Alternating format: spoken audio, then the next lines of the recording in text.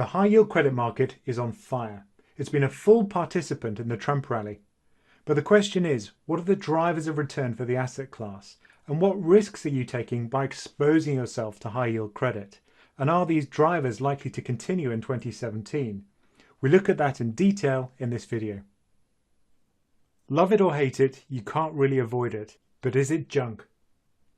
A good place to start is to look at the US Junk Bond ETF, and its very apt ticker is JNK.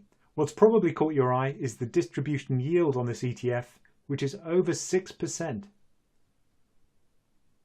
And after a massive sell-off at the beginning of 2016, as oil prices plummeted, US high-yield credit has made a spectacular comeback, giving a return of about 16% in 2016. Naturally, investors are flocking into this asset class because it's given such good returns, and also on the tailwind of the Trump reflation rally. It might be junk, but it's junk that's on fire. If we look under the hood of the JNK ETF, we can see the top 10 holdings out of the 824 bonds held by the fund. These tend to be low quality credits. That's why it's called a junk bond. I've highlighted Western Digital because I think this is a useful example if we look at the financial fundamentals for this company. Here's the summary and share scope for Western Digital Corporation. Gearing of 152%. That really is quite alarming. Gearing is a measure of balance sheet risk. The way that a company is funded determines its riskiness. A company with a lot of equity and very little debt has low risk. So by taking the ratio of debt to equity, we have a nice measure of the balance sheet risk of the company.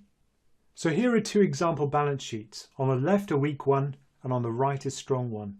This is the liability side of the balance sheet. So this is how the company is funded. And I've simplified it a great deal. But the important thing to understand is that if the company makes a loss on its assets, it's the equity that absorbs that loss. Once the equity is wiped out, the company becomes bankrupt. So think of equity as a shock absorber. The bigger the shock absorber, the safer the balance sheet. If there's a lot of debt on the balance sheet, the company is highly geared. This means there's a higher risk of default and bankruptcy, and the debt of that company is high yield. If there's not much leverage and there's low gearing, then there's a low risk of default and the company's bonds are described as investment grade credit. This has a direct bearing on the yield of the bonds. Again, we've got the high gearing company on the left and the low gearing company on the right. And the height of the bar is the yield on the bonds, or as an investor, the income you receive. You can see that for high yield, a big part of the income is due to the credit spread. Now that's the compensation you receive for taking the risk of losing money given default on the company's balance sheet. The reason the credit spread is large is because it's compensation for you as the investor for taking the risk of that company's default. For junk bonds, a small part of the yield is from the risk-free rate, which you can think of as the interest rate you'd receive on a government bond. Another large component is the liquidity premium. High-yield credit tends to be very illiquid. In a crisis, it's very difficult to sell high-yield credit, and that's a big risk for high-yield investors. So they demand compensation for that illiquidity, and that's where the liquidity premium comes from.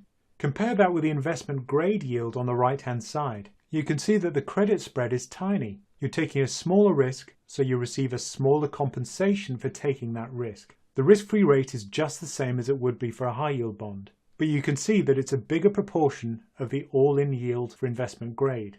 And that's why investment grade credit tracks government bonds quite closely, particularly at the moment because risk-free rates are so small and credit spreads are very tight. The liquidity premium on investment grade credit is also smaller than it is for high yield. That's because investment grade credit tends to be more liquid than high yield bonds. Here I've shown the return on 3 different ETFs. The SPY ETF tracks the US share market, the S&P 500. JNK, we've already seen, tracks the junk bond market, and LQD in blue tracks the investment grade credit market. There are 3 dotted vertical lines. The first one on the left is the default of Lehman Brothers in September 2008. You can see that post-Lehman, shares fell the most, then high yield credit, which tracked it very closely, and finally investment grade credit, which fell the least, only by about 30%, versus 50% for high yield and for shares. A more recent turning point was at the beginning of 2016, when oil reached its low point of about $27 a barrel. High yield was heavily exposed to oil prices. It was almost tracking at 1-for-1 because a lot of shale companies in the US had been funded through junk bonds. And when the price of oil fell, they were no longer financially viable. As oil rallied, so did the junk bond market.